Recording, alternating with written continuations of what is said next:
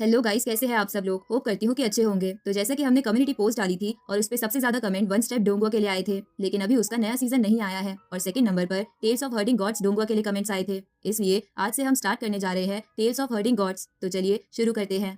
तो कहानी की शुरुआत होती है और हमें डैशो कॉन्टिनेंट के बाहर एक रिवर का सीन दिखाया जाता है, जहाँ से एक बच्चे की रोने की आवाज आ रही थी। हम देखते हैं उस बच्चे को एक आदमी रिवर के साथ सेफली आगे लेकर जा रहा था, पर वो आदमी मर चुका था। उसके बाद भी वो उस बच्चे को लेकर जा रहा था, जिसके बाद हम उस बच्चे को कुछ और लोगों के साथ देखते हैं। उनमें से 2 लोग उस बच्चे को अपने साथ ले आए थे। वो सभी लोग डिसेबल थे, यानी सभी की बॉडी में कोई ना कोई कमी थी। वो सभी काफी ज्यादा हैरान थे, क्योंकि उन्हें समझ नहीं आ रहा था कि ये बच्चा अभी तक जिंदा कैसे है। डैशो कॉन्टिनेंट के एविल पावर में किसी का भी जिंदा बचना आसान नहीं है।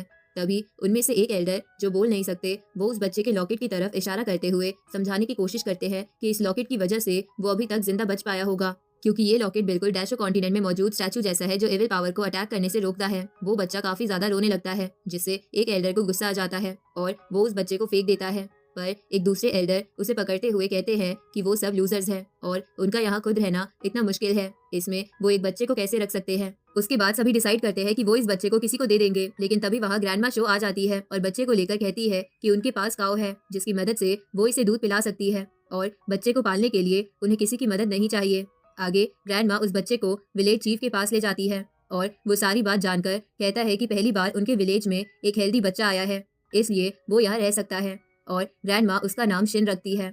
उसी रात हम देखते हैं शिन खेल रहा होता है और ग्रैंडमा अपना काम कर रही थी। तभी एक इविल लेडी शिन पर अटैक करने आ जाती है, पर मजे की बात ये थी कि शिन उस इविल लेडी को देखकर बिल्कुल नहीं डरता और खेलने लगता है।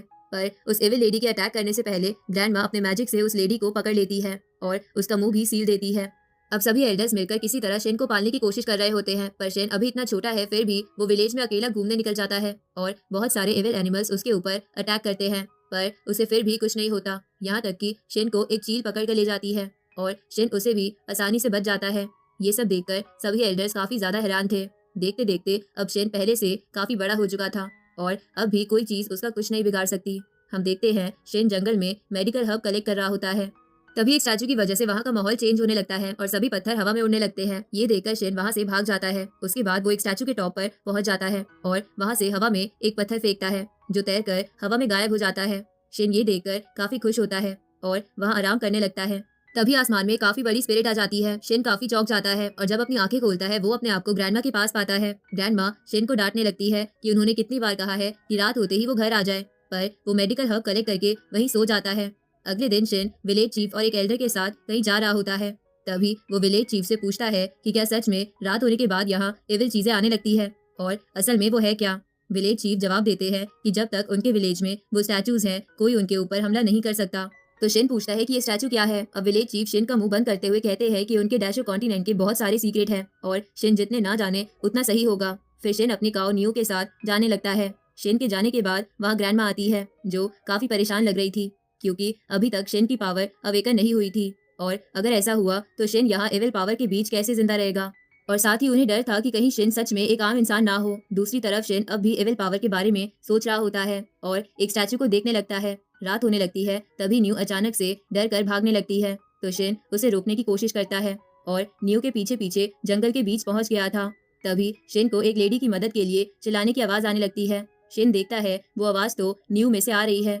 शेन काफी हैरान होता है। न्यू को बात करता देख न्यू शेन से उसके सर में लगी नीडल को निकालने की कहती है, पर शेन समझ जाता है कि वो नीडल तो ग्रैंडमा की लगाई हुई थी। शेन नीडल निकालने से मना कर देता है, तो न्यू शेन को इमोशनल ब्लैकमेल करना शुरू कर दिया था, जैसे कि वो बचपन से उसके साथ है और क्या वो उसकी इतनी मदद नहीं कर सकता। अब शेन भी वो नीडल निकाल देता है। नीडल निकलते ही न्यू में से खून निकलने लगता है और न्यू वहीं गिर जाती है। अब पूरी तरह से रात हो चुकी थी और अचानक से बहुत सारी एविल एनर्जी आने लगती है और न्यू में से एक एविल लेडी बाहर आती है, जो खुश होने लगती है और बताती है वो 11 साल से अंदर फंसी थी। हमें पता चलता है ये एविल लेडी वही है जिसने काफी पहले शेन पर अटैक किया था और जब से ग्रैंडमा ने उसे काऊ में कैद कर दिया था, इसलिए अब बदला लेने के लिए वो लेडी शेन को मारना चाहती है। उसके बाद वो लेडी शेन पर अटैक करने लगती है और शेन किसी तरह से बच रहा था, लेकिन तभी वहाँ ग्रैंडपा तोजी और ग्रैंडमा भी आ जाती है। ग्रैंडमा शेन को मार खाता देख काफी गुस्से में आ जाती है और वो लेडी कुछ कर पाती इससे पहले ग्रैंडमा उस पे अपनी नीडल से अटैक कर देती है, जो उसके सर के आर पार हो जाती है और वो एविल लेडी वहीं गिर जाती है। जिसके बाद ग्रैंडपा तोजी उस लेडी को रिवर में फेंक देते हैं।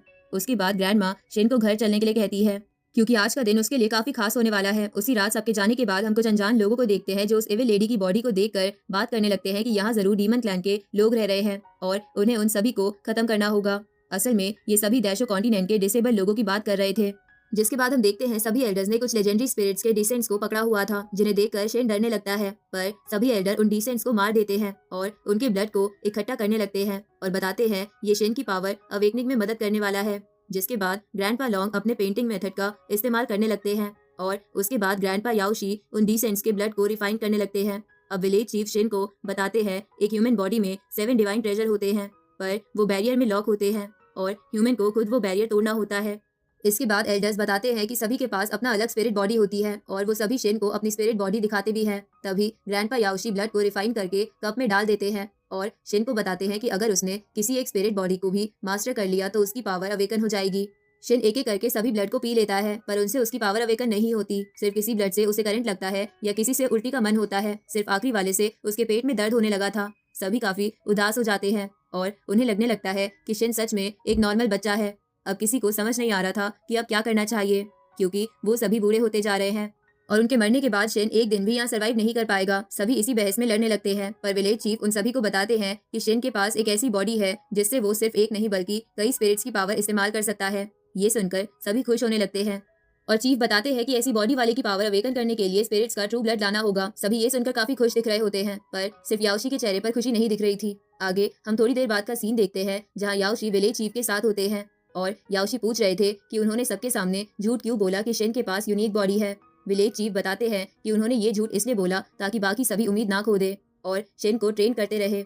साथ ही विलेज को यकीन है कि अगर शेन लगातार मेहनत करता रहेगा तो उसकी नॉर्मल बॉडी भी एक दिन यूनिक बॉडी में जरूर बदल जाएगी और ये होते हुए विलेज चीफ भी देखना चाहते हैं। अगले दिन सभी ग्रैंडपा शेन को ट्रेनिंग देने लगते हैं, जिसमें शेन की हालत खराब होने वाली थी, क्योंकि जब से सभी को शेन की यूनिक बॉडी का पता चला है वो अपनी ट्रेनिंग मुश्किल करने वाले हैं। सबसे पहले याओशी शेन को पोशन की नॉलेज देते हैं, जिसमें वो कुछ पोशन शेन को भी पिला देते हैं और उनसे शेन काफी बड़ा हो जाता है। आगे शेन स्वॉर्ड ट्रेनिंग के लिए ग्रैंडपा तोफू के पास आता है। उसके बाद बॉक्सिंग ट्रेनिंग के लिए शेन ग्रैंडपा माँ के पास आ जाता है। तभी वहाँ ग्रैंडपा तोजी आ जाते हैं और स्पीड ट्रेनिंग के लिए काफी तेजी से शेन को ले जाते हैं। आगे शेन ट्रेनिंग कर रहा होता है, पर सोचने लगता है कि ग्रैंडपा तोजी काफी तेज हैं, पर किसी ने उनके एक पैर को काट दिया। ग्रैंडपा माँ के पंच काफी स्ट्रॉन्ग है, पर किसी ने उनके एक हाथ को काट दिया। ग्रैंडपा तोफू की स्वॉर्ड स्किल्स काफी अच्छी है, पर किसी ने उनके दोनों पैरों को काट दिया। शेन सोचता है उसे स्ट्रॉन्ग बनना ही होगा, जब ही वो उन सभी को प्रोटेक्ट कर पाएगा। तभी वहाँ विलेज चीफ आ जाते हैं और शेन से कहते हैं कि अब वो थक चुका है और उसे आराम की जरूरत है। इसलिए विलेज चीफ शेन को उनके साथ चलने की कहते हैं और शेन बताता है कि विलेज चीफ उनके विलेज में सबसे होशियार हैं और वो जो भी कहते हैं सब सच होता है। सीन शिफ्ट होता है और शेन विलेज चीफ से बात करने के बाद काफी ज्यादा मोटिवेट हो जाता है और सभी ग्रैंडपा के साथ उनकी स्किल्स की अच्छे से ट्रेनिंग करने लगता है। जिसके बाद शेन वापस से काइदी स्किल को इम्प्रूव करने में लग जाता है, जो वो बचपन से करता आ रहा है। ग्रैंडपा याओशी और विलेज चीफ बात कर रहे होते हैं और याओशी कहते हैं कि शेन कभी भी अपनी पावर्स को कल्टीवेट नहीं कर पाएगा, पर विलेज चीफ बताते हैं कि शेन बचपन से गाइडी स्किल की ट्रेनिंग कर रहा है और वो उसमें काफी अच्छा हो चुका है, इसलिए शायद उसके पास अभी से याओशी के आधी पावर है। ये सुनकर याओशी काफी हैरान हो जाते हैं। आगे वो विलेज चीफ से पूछते हैं कि उन्हें क्या लगता है शेन आगे चलकर किसके जितना स्ट्रॉन्ग बन जाएगा। विलेज चीफ बताते हैं उन्हें लगता है कि अभी यहाँ शेन के जितना कोई स्ट्रॉन्ग नहीं है और एक बार वो अपनी पावर्स को मास्टर कर लेगा तो वो गाइडी स्किल को भी एक नए मुकाम पर लेकर जाएगा।